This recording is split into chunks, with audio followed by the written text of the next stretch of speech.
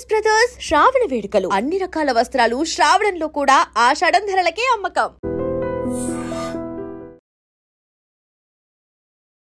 నమస్తే, welcome to iDream social spotlight with కవిత.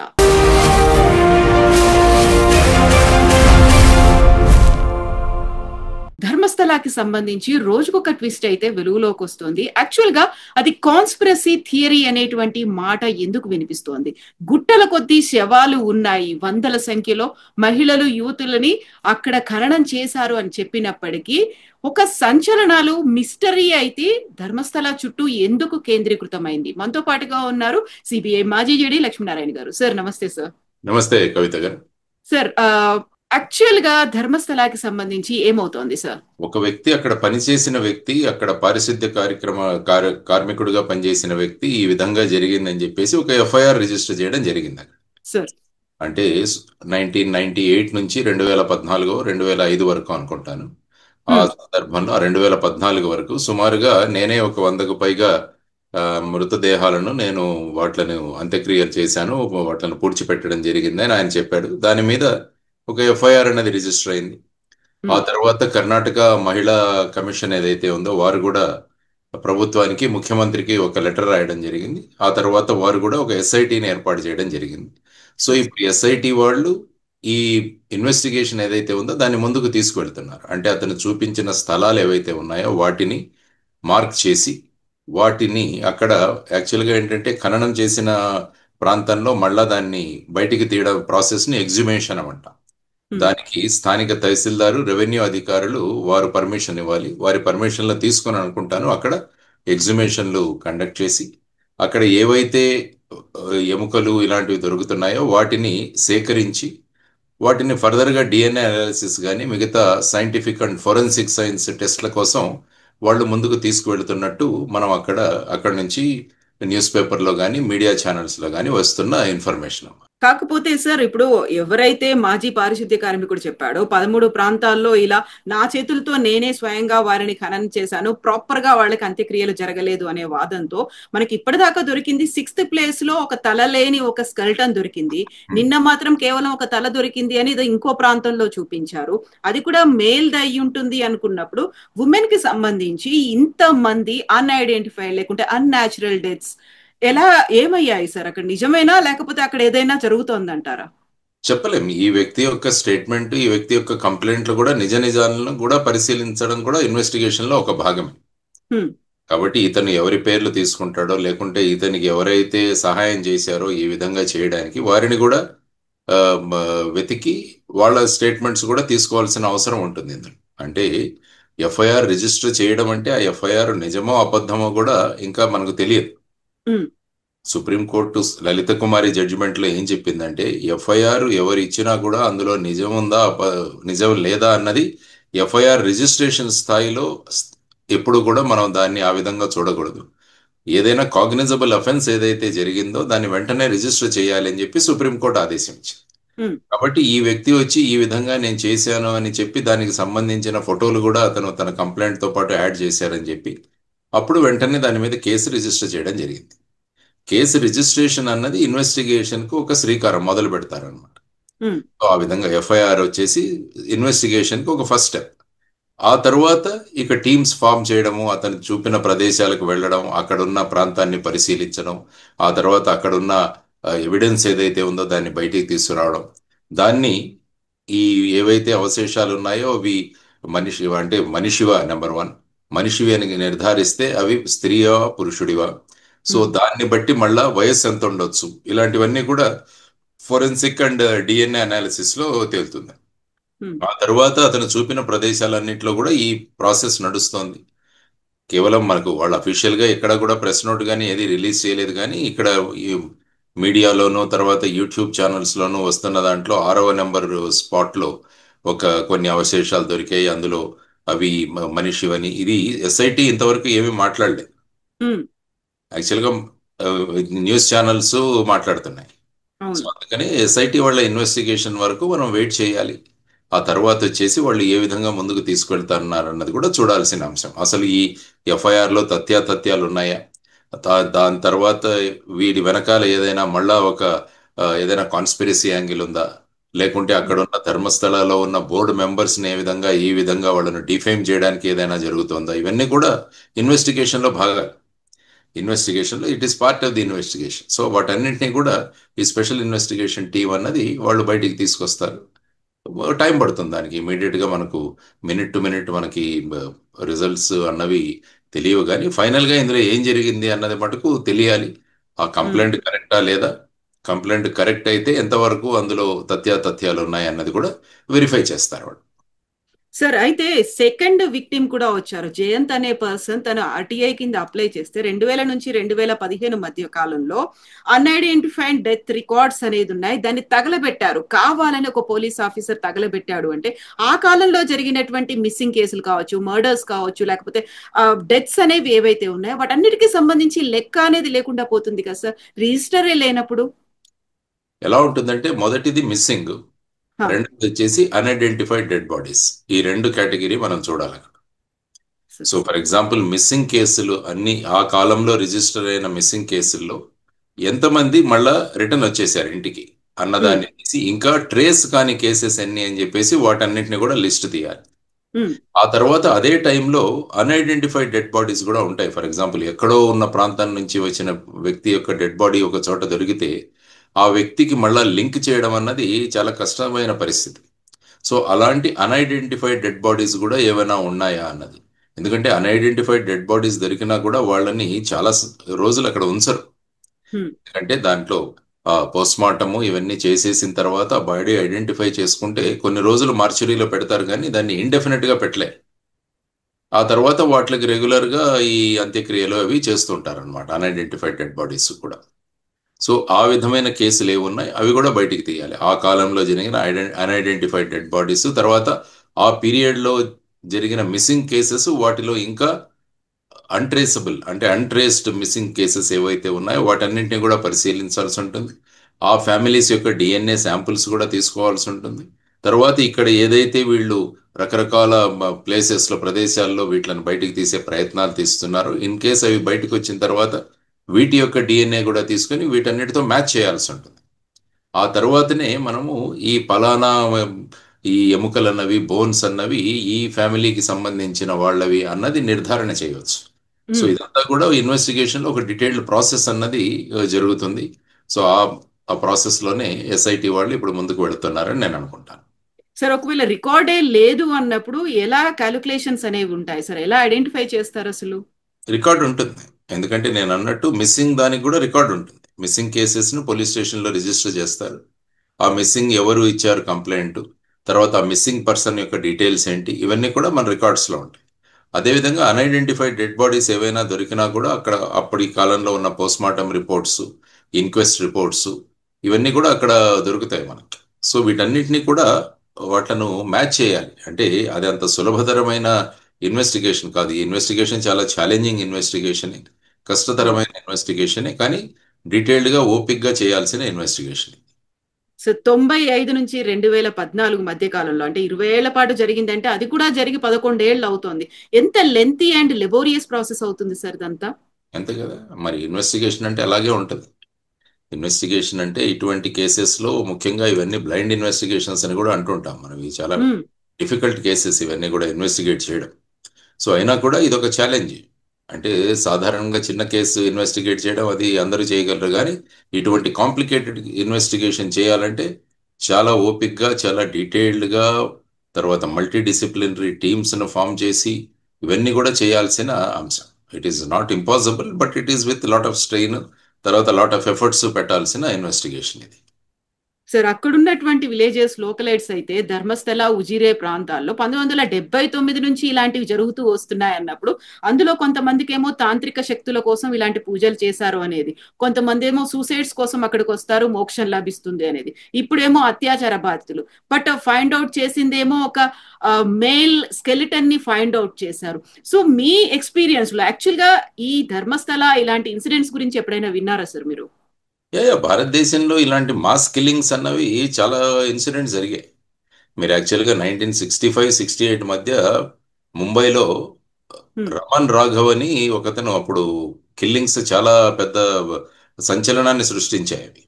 అతను ప్రతిరోజు రాత్రి ఎప్పుడైతే వీలైతే ఈ ఫుట్పాత్ మీద పడుకునే వాళ్ళని ఐరన్ రాడ్తో వాళ్ళ మీద కొట్టి చంపేవాడు అతను. ఉమ్. సుమారుగా 41 మందిని ఆ విధంగా చంపాడు అతను. ఓ. సో ఇది అతనికి లైఫ్ ఇంప్రిజన్మెంట్ పడింది అతనికి. తర్వాత మీరు పూణేలో చూసుకుంటే 1976-77 మధ్య జోషి అభ్యంకర్ మర్డర్స్ అని నలుగురు కాలేజ్ స్టూడెంట్స్ ఒక 10 మందిని వాళ్ళ డబ్బుల కోసం చంపేస్తారు. ఇదొక సెన్సేషనల్ కేసు అప్పుడు. ఓ. తర్వాత కలకత్తా, ముంబైలో 1985 నుంచి 89 వరకు స్టోన్ మ్యాన్ కిల్లింగ్స్ అని, అంటే ఈ రాత్రి ఈ రాయి తీసుకొచ్చి వాళ్ళ తలల మీద మోదీ చంపేసేవాళ్ళు. కలకత్తా అండ్ ముంబై సుమారుగా 25 మంది బలి అయ్యారు, కానీ వాళ్ళు ఎవరో ఇంతవరకు కూడా ట్రేస్ అవ్వలేదు అది. తర్వాత మీరు 88-89లో చూసుకుంటే చెన్నై, అంటే తమిళనాడులో చూసుకుంటే చెన్నై నగరంలో ఆటో శంకర్ కేసు అని, ఇది చాలా ఫేమస్ అయింది, దాని మీద సినిమాలు కూడా వచ్చినట్టున్నాయి. అతను సుమారుగా ఒక 6 నుంచి 10 మంది మహిళలను ఈ విధంగా వాళ్ళని కిడ్నాప్ చేసి చంపేస్తాడు వాళ్ళని. సో అతన్ని యాక్చువల్గా 1995లో ఉరి తీస్తారు అతను. ఈ కేసు జరిగింది. ఇలా చూసుకుంటూ పోతుంటే చాలా ఇన్సిడెంట్ జరిగాయి మనకి. తరువాత సైనైడ్ మోహన్ అని, ఇదొక పెద్ద కేసు. బెతల్గాడి అని ఈ ధర్మస్థల దగ్గరని. అతను సుమారుగా ఒక 20 మంది ఆడవాళ్ళని పెళ్లి చేసుకుంటానని చెప్పి వాళ్ళని పెళ్లి చేసుకొని ఫేక్ డాక్యుమెంట్ సృష్టించి ఆ తర్వాత వాళ్ళని ఈ ఫ్యామిలీ ప్లానింగ్ పిల్స్ అని చెప్పేసి సైనైడ్ మాత్రలు ఇచ్చేసి వాళ్ళని చంపేశాడు. ఓ. సో అది సైనైడ్ మోహన్ కేసు అంటారు దాన్ని. సో అతనికి కూడా మల్టిపుల్ డెత్ సెంటెన్సెస్ అతను పడ్డాయి. తర్వాత నిఠారీ కిల్లింగ్స్ అని 2005-6లో నోయిడాలో జరిగాయి ఇవి. నోయిడాలో సుమారుగా 18 మంది 20 మంది మహిళలను పిల్లల్ని చంపేసి నిఠారీ కిల్లింగ్స్ అని, అది కూడా ఒక ఫేమస్. సో ఈ విధంగా మీరు చూసుకుంటూ పోతుంటే ఇలాంటి ఇన్సిడెంట్స్ జరుగుతూనే ఉన్నాయి అనేక ప్రాంతాల్లో. సో ఇది కూడా ఒక ఆ విధమైన సంచలనాన్ని సృష్టించిన కేసు. నేను చెప్పిన ఆ పైన కేసులన్నీ కూడా ఆ సమయంలో చాలా సంచలనమైన కేసులు అయ్యాయి ఇవన్నీ కూడా. సో ఇలాంటి ఇది. తర్వాత సతీష్ అని కాన్పూర్ స్కూల్ కిల్లింగ్స్ అని కూడా 2001లో ఒకటి జరిగింది కేసు. అందులో కూడా సుమారుగా సతీష్ అన్న వ్యక్తి 14 మంది చిన్న వాళ్ళని మర్డర్ చేస్తాడన్నమాట. సో ఇది కూడా అతను కూడా డెత్ సెంటెన్స్ ఇచ్చారు అతనికి. సో ఇలాంటి కేసుల కోవలో ఈ కేసు కూడా ఇప్పుడు సంచలనం సృష్టిస్తోంది. దానిలో సత్యాసత్యాలు బయటికి తీసుకురావాల్సిన పనిలో ఎస్ఐటి ఉందన్నమాట. సార్, అక్కడేమో ఇండివిజువల్స్ చేశారు, లేకుంటే ఒక కొంతమంది గ్రూప్ ఆఫ్ పీపుల్ 10ల సంఖ్యలో జరిగాయి డిఫరెంట్ ప్లేసుల్లో. బట్ ఇదంతా కూడా ఒక ధర్మస్థలం, తీర్థక్షేత్రం చుట్టూ జరుగుతున్నటువంటి వ్యవహారం దశాబ్దాల తరబడి అవుతోంది. రాజకీయం పలుకుబడి అక్కడ ఉన్నటువంటి అధికారులు, పోలీసులు అందరూ కలిసి అనగదొక్కుతున్నారు, బయటికి రాకుండా చేశారు అనేది కదా విజిబ్లోవర్స్ చెప్తోంది. యాక్చువల్గా ఇంత పెద్ద పవర్ లాబీయింగ్ అనేది అవుతున్నప్పుడు, ఇంత ప్రెషర్ అనేది అక్కడ ఉన్నప్పుడు, ఎట్ ద సేమ్ టైం మళ్ళీ కాన్స్పిరసీ థియరీ అనేది వస్తోంది కదా సార్. ఇప్పుడు దీన్ని ఐడెంటిఫై చేయడం అనేది అంత ఈజీ కాదు అనుకున్నప్పుడు ఎంత టైం పడుతుంది అనుకుంటున్నారు సార్ మీరు? ఇది సాధారణంగా ఒక 3 నెలల్లో దీన్ని చేయొచ్చు. ఇందులో మెయిన్గా ఏంటంటే బేసిక్గా ఆ స్పాట్స్ నుంచి మనం తవ్వి అక్కడ ఉన్న బోన్స్ని కానీ ఇంకా ఏమైనా అవశేషాలను కానీ బయటికి తీసుకురావడం, ఇది నెంబర్ 1 స్టెప్. తర్వాత వాటి డిఎన్ఏ అనాలిసిస్ చేయడము, తర్వాత age of bones ossification test చేసి దాన్ని తీసుకురావడం, తర్వాత డిఎన్ఏ, తర్వాత వచ్చేసి అట్ ది సేమ్ టైం ఇంతవరకు అన్ట్రేస్డ్ మిస్సింగ్ కేసెస్ అన్నిటిని చూసి వాళ్ళ డిఎన్ఏ తీసుకొని వాళ్ళ డిఎన్ఏ శాంప్లింగ్స్ తయారు చేయడం, తర్వాత వీటికి వచ్చిన డిఎన్ఏతో వీటిని మ్యాచ్ చేయడము, మ్యాచ్ చేసి మళ్ళా వాటిని లింక్ చేయడం.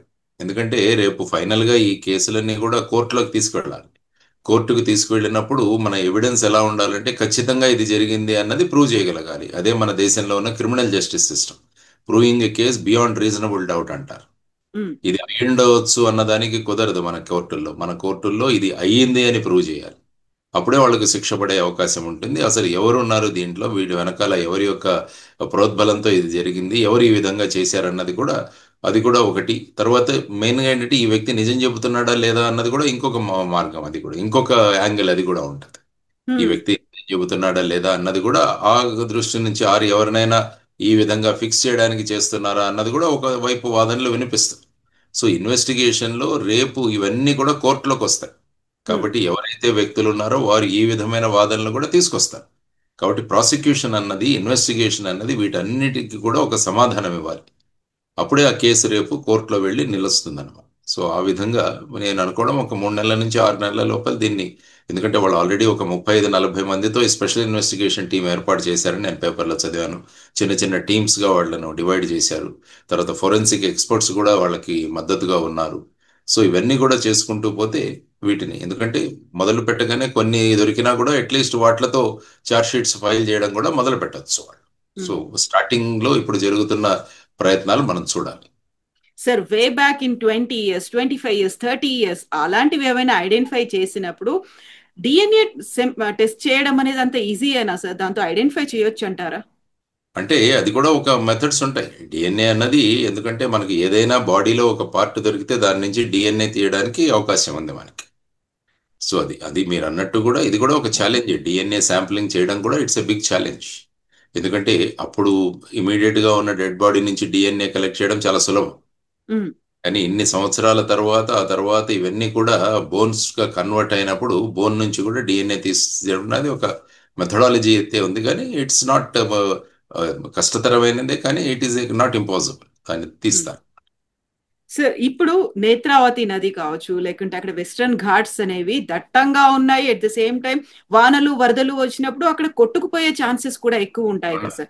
ఏవైతే 13 స్పాట్స్ ఐడెంటిఫై చేశారో అనుకున్నప్పుడు 20-25 ఏళ్ల తర్వాత అక్కడ ఉన్నటువంటి ఎకాలజీ అంతా మారిపోయి ఉంటుంది కదా సార్. ఉంటుంది. ఇవన్నీ కూడా రేపు ఇన్వెస్టిగేషన్ లో, తర్వాత రేపు ట్రయల్లో వచ్చే అంశాలే ఇవన్నీ. సో డెఫినెట్ గా రేపు ఎవరైనా నిజంగా ఇవి చేసి ఉంటే వాళ్ళందరూ కూడా ఇవన్నీ కూడా సందర్భాలు బయటికి తీసుకొస్తారు. వాళ్ళ డిఫెన్స్ ని వాళ్ళని సమర్థించుకోవడానికి. అసలు జరగలేదు, ఇవన్నీ కూడా ఎక్కడి నుంచో కొట్టుకొచ్చాయి, ఇలా రకరకాల వాదనలు అక్కడ తీసుకొచ్చే అవకాశం ఉంటుంది. కాబట్టి రేపు వచ్చే వాదనలన్నీ కూడా పరిశీలించి వాటిని ఎలాగ కౌంటర్ చేయాలన్నది కూడా ఇన్వెస్టిగేషన్ ఆర్ ఇన్వెస్టిగేటర్స్ ముందున్న ఒక ఛాలెంజ్. సో వాళ్ళు ఈ అంశాలు కూడా పరిశీలించాల్సిన అవసరం ఉంటుంది. మీరు వెళ్ళొచ్చారా సార్ ధర్మస్థల గురించి మీకు ఇంత ముందు లేదమ్మా, తెలుసా? నేను ధర్మస్థలకైతే వెళ్ళాను. నేను అది ఒక పెద్ద తీర్థక్షేత్రం. అది మంజునాథుడి ఆలయం ఉంది అక్కడ. అది ధర్మస్థల ట్రస్ట్ కూడా చాలా పెద్ద ట్రస్ట్. అక్కడ ఆల్మోస్ట్ మేము వెళ్ళినప్పుడు కూడా వేల సంఖ్యలో అక్కడ భక్తులు చూసాం మేము. అక్కడ అన్నదానాలు కూడా అదే స్థాయిలో అన్నదానాలు ఉంటాయి. వాళ్ళు కూడా ప్రసాదం కూడా అరేంజ్ చేస్తారు అక్కడ. వాళ్ళు కూర్చొని అక్కడ కూడా ప్రసాదం కూడా స్వీకరించడం జరిగింది. ఆ ప్రదేశం చాలా ధార్మిక స్థలము, విశిష్టమైన. కర్ణాటకనే కాదు, అనేక రాష్ట్రాల నుంచి కూడా ప్రజలు అక్కడికి వెళతారు. ధర్మస్థల అన్నది is one of the very important pilgrimage centres మన ఇండియాలో. సో అటువంటి ప్రాంతంలో ఇది అనడం జరిగింది అనడం తలుచుకుంటే చాలా ఆందోళనకరమైన విషయం ఇది. సో ఇందులో నేను బేసిక్గా అదే చెప్పాను. ఎఫ్ఐఆర్లో ఉన్న తథ్యాలు పరిశీలించాల్సిన అవసరం కూడా ఉంది.